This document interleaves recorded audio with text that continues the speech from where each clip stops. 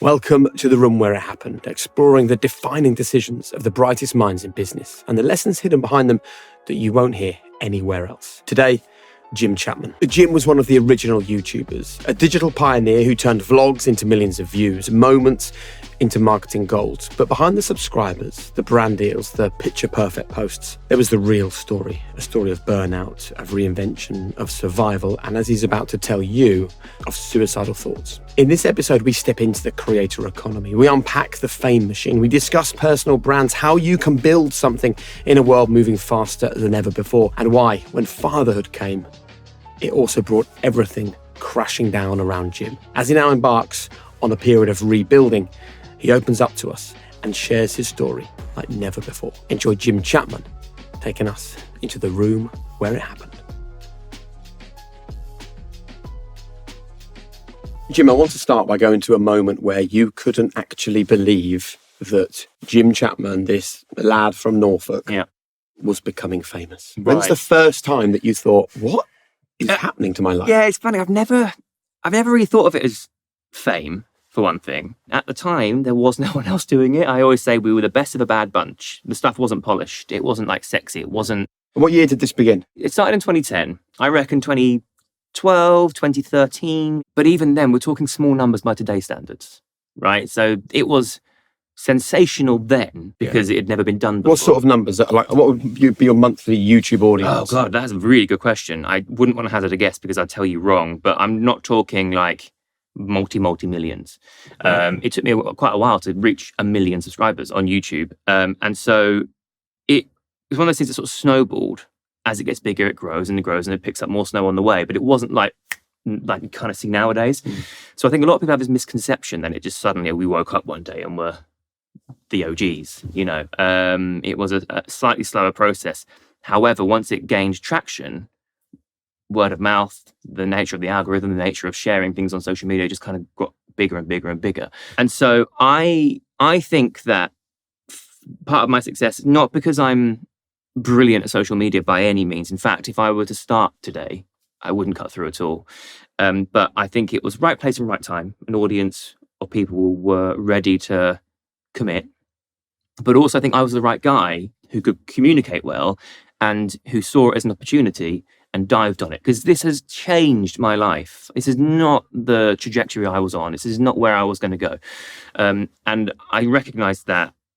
And I was like, okay, well, I'm going to make the most of this. And I'm going to say yes to things. And I'm going to live adventure because I'm never going to get this chance again. And that was 15 years ago. And I think it was a time where it was just for fun, you know? I think now everything's monetized and it's very much a job and it's much more competitive. And there's also, I think, just by numbers, there is a really ugly side to it. And, you know, there's still loads of positive, don't get me wrong.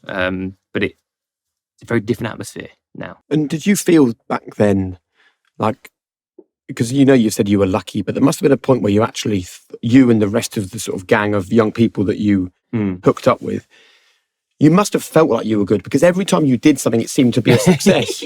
I would watch a video and I never saw one that didn't have incredible numbers. Yeah, I know you have to park your modesty for one moment, but because I do think that life can sometimes make us feel like we're the secret to the success, and it's okay to say that sometimes in hindsight. You're right, and I think if you were to ask one of the others of the group, you probably would be spot on. I think for me, because I was always the smallest of the group, whether they paid much mind to it or not, I certainly knew it. Like my views were always a little bit under theirs, and my subscriber count was always a little bit like I was the last one to reach 1 million subscribers, and so I always felt a bit like the runt. And so even though I was part of this amazing group, I was sort of the bottom of the amazing group. So I always felt like I had to do more and try harder.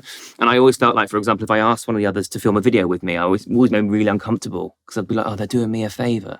Now, we are friends. Like I adore those people still. And Zoe and Alfie have kids who like, Otley's only 1 week older than Margot, for example. You know, like we have all these connections still and I adore them. Now, as an adult, I feel less silly about it. But back then, I was really concerned that they might think that I was just trying to use them for the traffic. And so, yes, I think you're totally right. And I know there have been instances with the others. I can't remember who it was. But one of them had said something so ridiculous one time. Oh yeah, I'll just tweet once and we'll sell out all these tickets. And I was like, that's wank and also not true. And don't like overestimate what you can do. Yeah. He tweeted once, didn't sell out all the tickets. So then we had to actually graft to make it a thing. And I think because I've always been that sort of lower end of the top tier, it is given like a lit of fire under me to make sure I don't stop. You know, I also think it's the nature of who I am and, you know, my upbringing and everything. I am concerned that if ever I don't do it, then it's all gone. Explain what you mean by that. What part of your upbringing makes you feel like that? It's funny because my dad, I think it's really easy to blame my father for everything because he was abusive and everything. But actually, although that is very true, and he definitely has left marks, and my childhood was unhappy. I think my mum never got to take her foot off the gas because she was looking after 4 of us. I'm a twin and I've got 2 older siblings. So our needs were so drastically different. Me and John, perhaps easier because we were almost like one being. You know, whatever he needed, I needed at the same time because we grew at the same rate and everything. But Sam's 10 years older than me. Nick is 7 years older than me. So what Sam needed, what Nick needed is very different to what me and John needed, right? So my mum was jumping through hoops. She never got time off. Like, she has the most amazing work ethic to the point of martyrdom. And now I'm like, Mum, you're 67, slow down. And that's me. And it took me a long time to realize that that's me. And so I have definitely inherited that from her.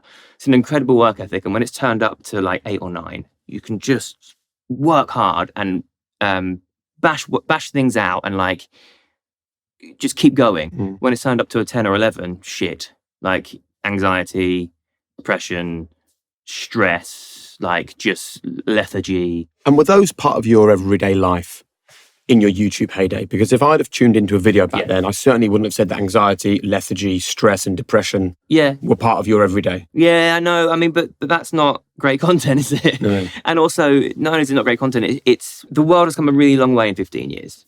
I wasn't even aware of how bad I was. Right. My mum was really concerned for me, and rightly so, actually. I look back at it and I was suicidal. Less so as this started to take off because I threw myself into it, but just prior, I was... When you were still in Norwich? Still in Norwich, yeah. I was working full-time to pay for my master's that I was doing part-time. And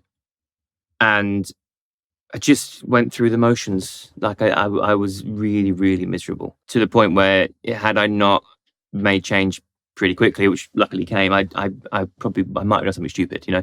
And that doesn't just go. It takes work, it takes therapy, it takes a whole load of mind state shifting, and it takes a lot of energy. And suddenly you're thrown into being a massive part of this huge movement, which is now, you know, I still pride myself on being one of the guys that was at the very beginning of what has become a behemoth industry. Yeah. You know, like I was there for that. That's incredible. But I look back at it and I don't remember feeling cool. I don't remember feeling like I was successful. I remember thinking, shit, I haven't got long.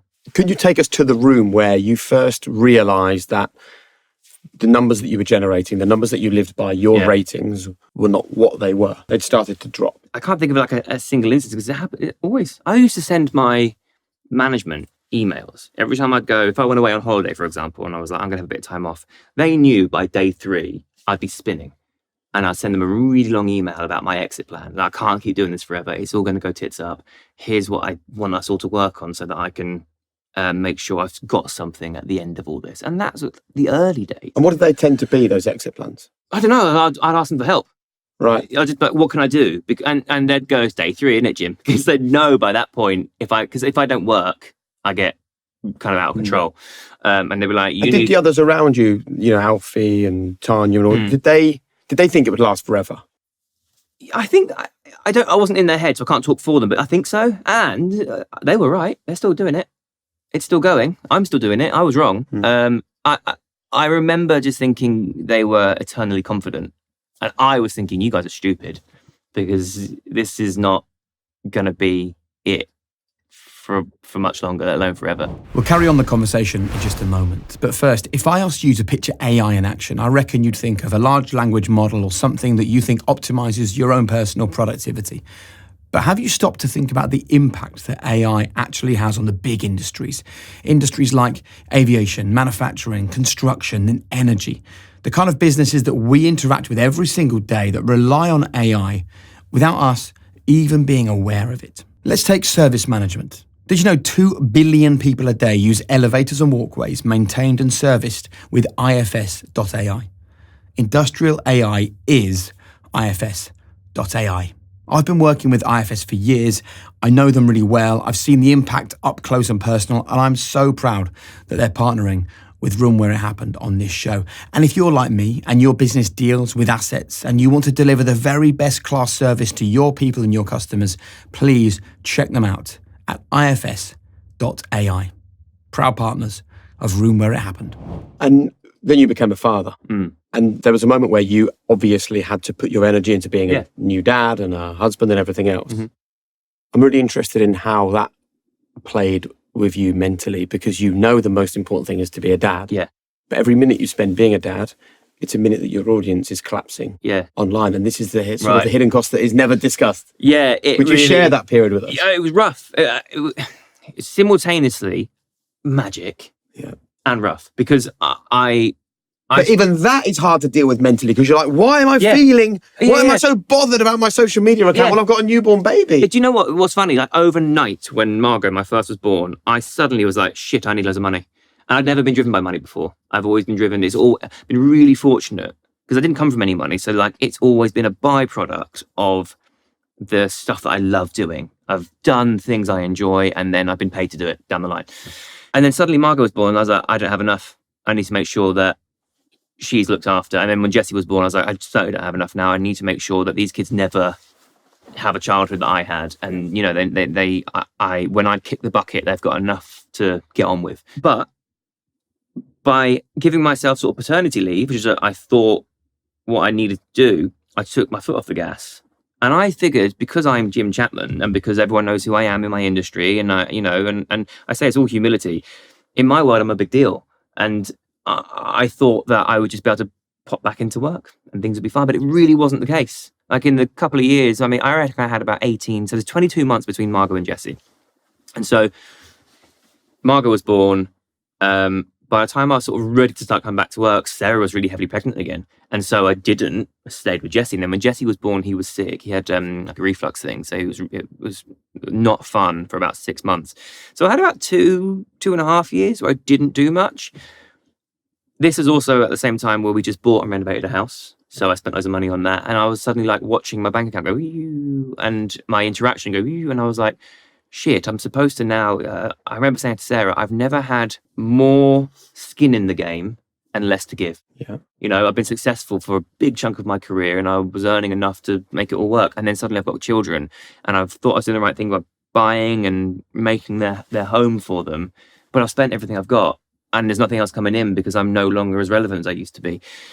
And it was really hard for me to get my head around. And I really thought, well, my time has come. I am now that has been that I've been stressing about being for all this time. It's happened, and it's happened at the worst time ever. And what did that do for your mental health?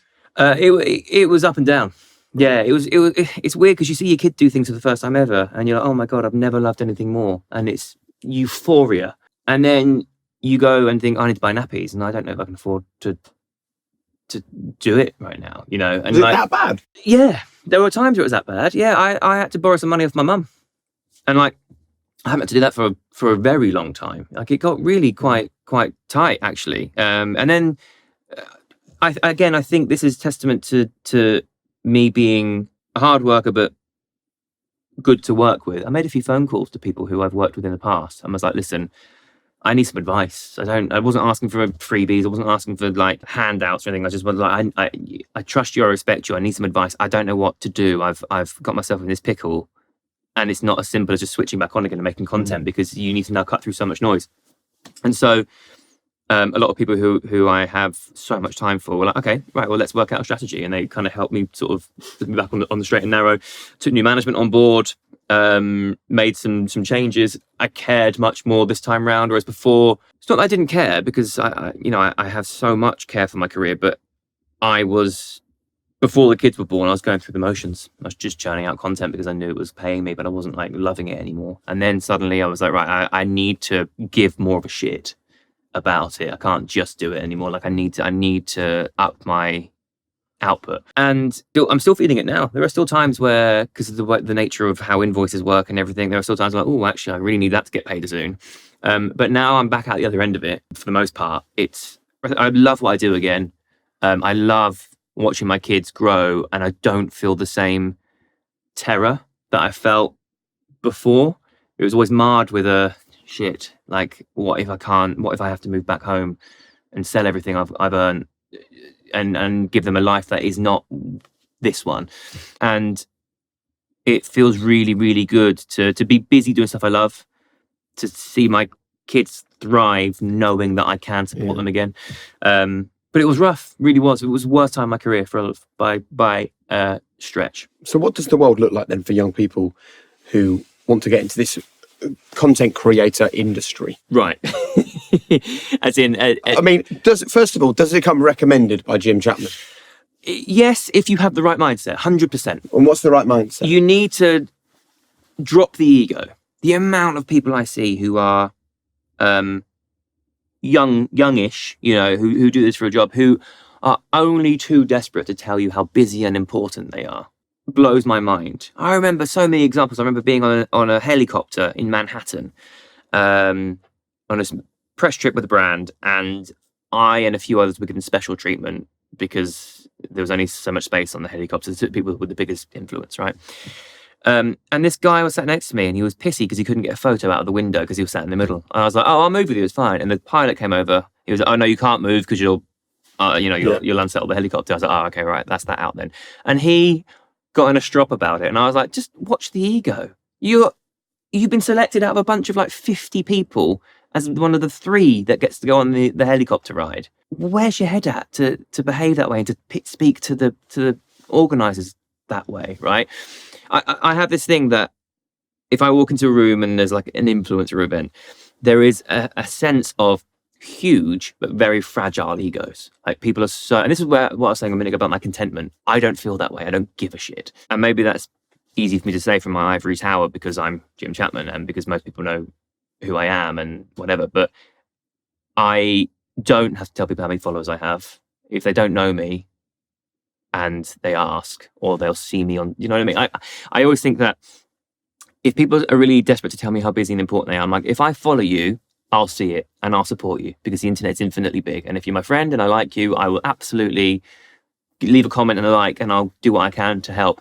So you trying to convince me of your importance is of no consequence to me. Yeah. You know what I mean? And so I think if you are going to start doing it now, you need to keep your ego in check. You need to make sure that there is more to you than just what you do, right? You can do this for a living or you can do it for pleasure. That's great. But if it becomes who you are, not what you do, that's a big problem. And I also think that you have to do it for the creativity and for the love, not for the potential, because the potential is massive, but to so few.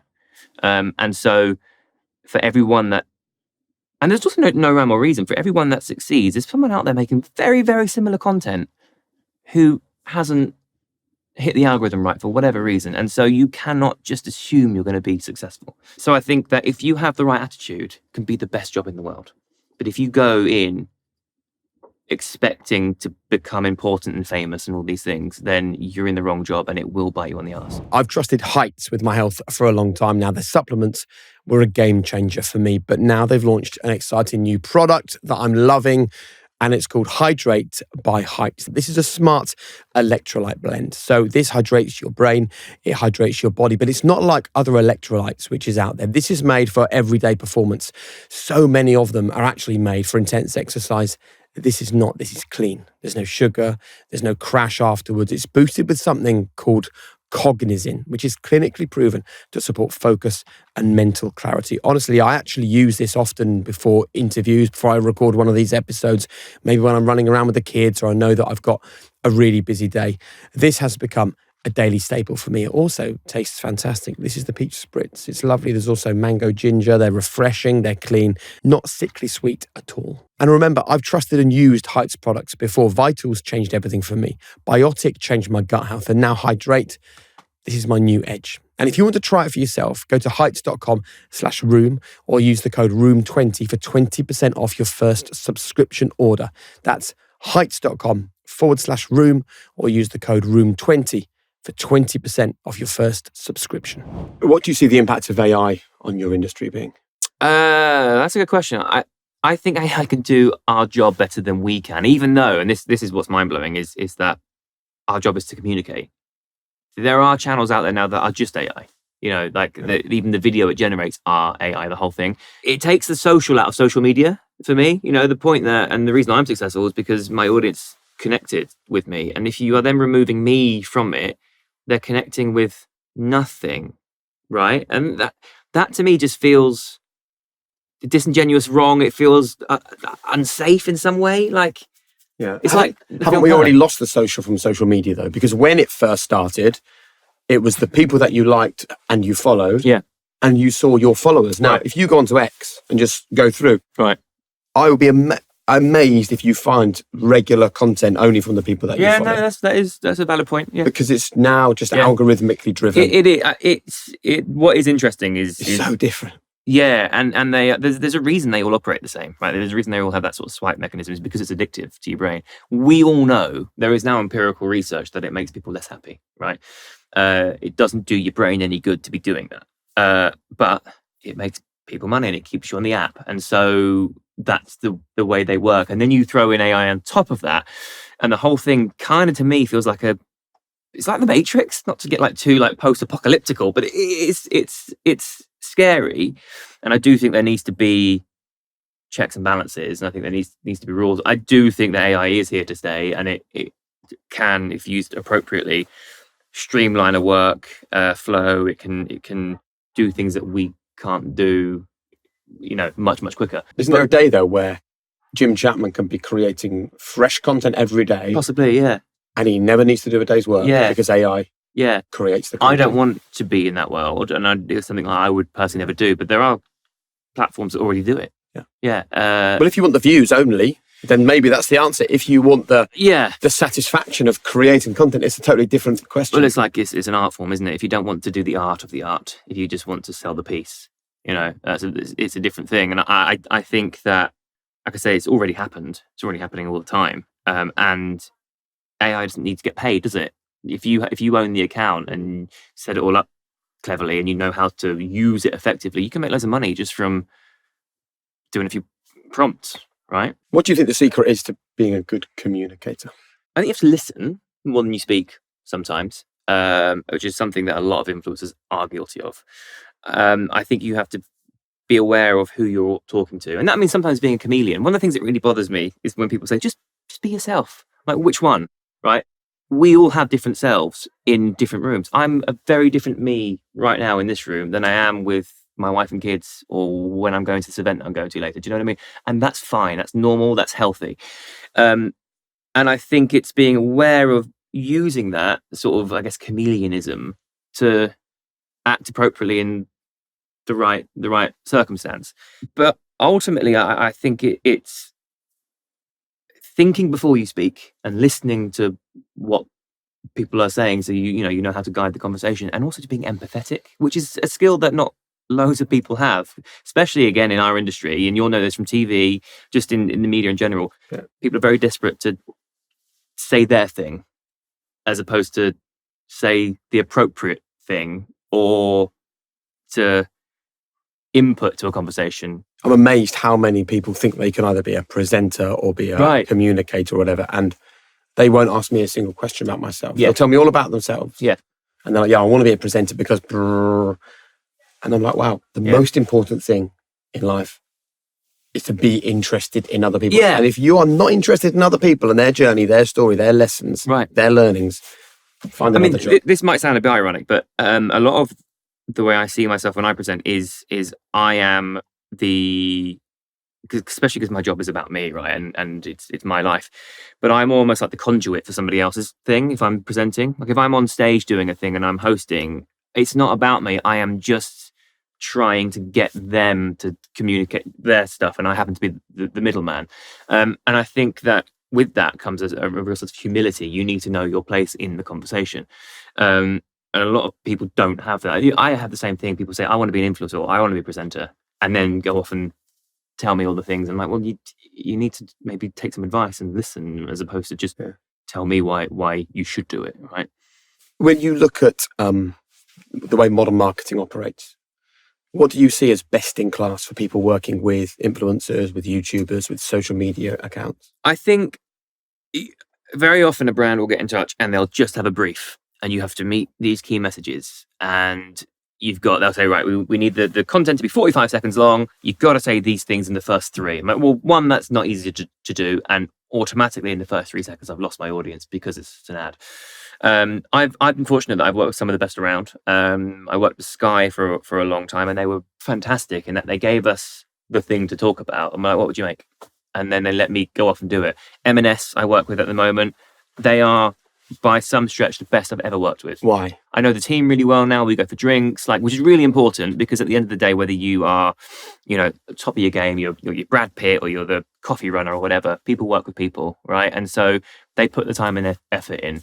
But also they just go, the brief, I had one the other day, shorts. What would you do? And they let me go off and I go find my shorts, and I make the content around the shorts. And it's entirely up to me how I do it, what I do. They're up for taking risks, and because of that, I then do much more than I'm contractually obliged to do, which is great for everybody involved, right? Because I can really commit. They get extra from me. And truly, I've got a lot of their telephone numbers now. We text and we get along really well. And that's really, really important. But then you get the opposite, where a brand just go, here's a really heavy brief. Here's all the bits and bobs you have to say. I know for a fact it won't perform very well. And I often will say, I'll do it, but it won't work. And then they go, why didn't it work? What do things that won't work look like? If it's really prescribed, if it's, like I say, if it's, you've got these 3 messages, you've got to get them in within this time frame. The product needs to be in shot immediately. I also have a style of content. Like I do a few things, but one of which is sort of like, here's what I go up to during the day. If I can fit things into that and it works organically and it's natural, wonderful. But if they're asking me just to talk to camera and go, and do a sales pitch, clearly my audience are going to go, this stands out like a sore thumb. I get it at the moment because it's a huge lucrative business and a lot of brands want a piece of that pie. And I think quite often it's about stack them high, sell them cheap. They'll just hire but like it used to be, I would get a big campaign and I would be the person. I remember working with Hugo Boss one year, and they hired me for about 8 jobs in that one year, and they'd never really worked on social media before, so I was their guy, and it worked really, really well. Following year, they were like, right, great, so that works. Let's use the budget we had and spread it across loads. And so I guess the message was sent further, but the content didn't have so much of a narrative or a voice. I always think as well that what brands don't see is when people like us work with a brand, you do have to get used to the fact that you are important to them and they're important to you for the time that you're working together, and then they disappear. Right. And it's a weird thing, isn't it? So sometimes years later you think, I used to work. I used to work with them. I remember they were nice people. Yeah. It's a transient life, and you can't get emotionally invested. Yeah, no, you absolutely can't. No, totally agree. And how different does the industry itself look compared to when you started? I don't recognise it, actually. It's nuts. And also I've seen a changing of the guard. Like when I first started, we were knocking on doors and people going, no idea who you are, thanks, goodbye. Then we started getting loads of work through. And we started earning good money, and it was massive. And then PR sort of move internally, right? So one mate at this brand, I've worked with them, then I moved to this brand, I've worked with them. I'm at the point now where those people are either the top of the business or they've left entirely. And now there's all these new young people who post-date me. You know what I mean? They're like, I don't remember watching you because I was too young to watch you the first time round. And so I now am at a point where I'm too old to work with some of the new up and comers. And so it's worth now so much money. into the economy. Like, there are so many people who are making millions of pounds from social media by monetizing these things. It's wild. Bearing in mind, I think I did one of the first jobs there ever was on social media, where it was with VO5 Extreme Style, and I had to wash my hair in extreme ways. I got paid hardly anything for it. I got sprayed in the face by a fire hose. I had to dunk my head in the River Thames while on a speedboat, got pink eye immediately. To wash my hair at the top of Ben Nevis with snow. I had to bungee jump and like dunk my head in, all for a couple of quid. Yeah. Whereas now it's a massive industry, and I have a lot of pride that I was part of that. But also, it's so different now. It's so different. Do you think we'll see you back on YouTube? Yeah. Again, I think with me moving house, I think it lends itself to longer form content because the house is a mess and it needs loads of renovating. But I think I don't want to just go on it because, like, if I've got a purpose and a reason, and if I've got content that I think will suit the platform better, then I'll go to the platform. But also, your life is enough without it needing to be shown to everyone. Precisely. And also, my life's boring. I used to do stuff for the content when I was younger. Like, I was like, what can I do today to film? Whereas now I'm like, well, I'm doing the nursery run, then I'm sat in my office writing, drawing, I'll go to the gym, I'll make a protein shake. It's not sexy content, you know what I mean? So I only want to post stuff, one, that's worthy of posting, and two, because I want to, not because I'm desperate to get traffic. So there's no part of you now looking at the guys that you work with who are still on YouTube, or the people who are on Instagram and are absolutely killing it, with a sense of envy? No, not envy. I mean, I would love to still pull in loads and loads, massive figures. And listen, don't get me wrong, I do fine. My stats are fairly healthy, according to my management. But I'm quite good at supporting people's success. If I see someone else do well, I've learned quite early on that comparison is the thief of joy, especially on social media. So if I see someone I know and I like doing well, I'm like, oh, okay, good for you. I then tend to mute them because I don't need to see it. Because actually, the last thing I want to do is find myself in a position where I resent them or I'm envious. And so I have a load of people that I just don't see anymore because it's not healthy for me to be exposed to... What sort of people? A lot of people that look just like me, basically, who would feel the same niche as me. Because when I first started, especially doing the fashion stuff, I was, I think, the only guy on planet Earth doing it. I mean, I might be exaggerating, but as far as I'm aware, I was. And now it's a huge niche, massive, and people are younger, better looking, look cooler in their clothes, etc., etc. And I don't need to see other people kick ass in the niche that I sort of accidentally invented and do it much better than I ever could. So I just don't watch it. And I'll tell you the way to deal with that, which has worked for me, is you would like what they've got in terms of their followers, their impact. But if you're going to have that, you have to have their whole life. So you have to have their house, their car, their kids, their parents. Yeah. Do you want to give up your kids and your wife and your life for that? There was also an element of, and I learned this quite early on, but it was only about 3 weeks ago that someone said it to me. There's an element of how it looks versus how it feels. Now, how it feels to me most of the time is that I'm treading water and I'm waiting for it all to go tits up. Walked in this room today and your whole team, oh my God, we're so excited to have you on. We think you're brilliant. And like, I don't feel that, but they do. I guess they said it to everybody. Absolutely not. It's the first time I've ever heard them say that. But my management said to me the other day, they were like, I know you stress about it, but from the outside looking in, you've just had press here. You've just been to this thing. You are the face of that. What do you stress about then? Because I only see the stuff that I do. You know what I mean? I am it. My job is me. I know that there's an element, like I said before, that it's really important to not become what you do. Yeah. But my job is me, right? And so as much as I have work gym and life gym, I'm aware that if things fail, I'm fucked. Everyone else is like, my management, my team are fine. They look after more than just me. But what happens to me? So it's really important for me to have other people sort of tell me it's going okay, because I never believe it. And so the other day I was in a meeting and they were like, you have to realize that how it looks is not how it feels to you. You're doing really, really well. The things that you're doing are high end. It's great reach. It's good eyes on. Like, you look brilliant, even if you feel shit. I think it's odd because obviously I made so much content, and I mentioned I like doing the stuff, making the thing, and making daily content is not the thing. Do you know what I mean? It's an endless onwards sort of hamster wheel. And that's part of my issue with what I do. It's when do you get off? How do you get off? When you plug in brands and that's how you earn your money, at what point do you jump off the wheel because then suddenly you stop earning? And so I've never really sort of been able to zoom out enough and find what the bigger picture is with regards to just content. Like, at what point have I completed the project or the productivity or the creation? And actually, for me, I do it with a lot of other things. So at the moment, I'm writing and I'm drawing a lot, and I'm putting those two skills together and I'm illustrating a book.